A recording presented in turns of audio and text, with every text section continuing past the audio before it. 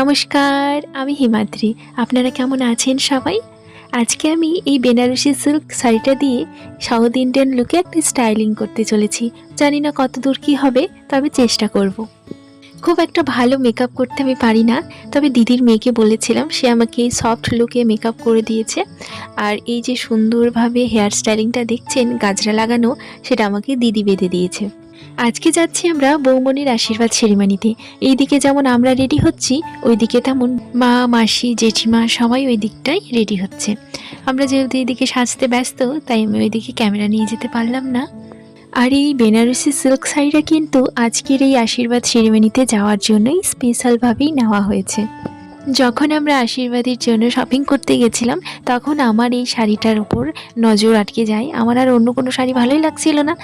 আর আমার বৌমনি, সে নিয়েছে রানী কালারের একটা বেনারসি সিল্ক শাড়ি। আর এই যে সুন্দর সাউথ ইন্ডিয়ান জুয়েলারিগুলো, সেগুলো অনলাইন থেকে নেওয়া হয়েছে। এই যে আমার বরমশাই, ওকেও হালকা একটু মেকআপ করে দিচ্ছি, ওকেও যেন একটু সুন্দর লাগে।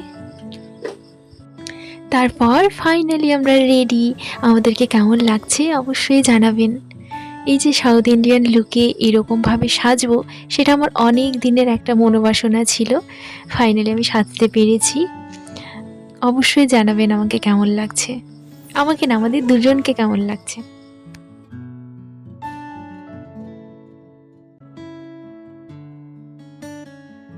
আশীর্বাদের ভিডিওগুলো আমি অন্য কোনো ভিডিওতে পোস্ট করব। আজকে এই পর্যন্তই থাক, একটা ভিডিওতে এত দেওয়া সম্ভব হচ্ছে না। তাহলে আজকের মতো এখানেই, আবার দেখা হবে নতুন কোনো ভিডিওতে। ততদিনে সবাই খুব ভালো থাকুন, সুস্থ থাকুন।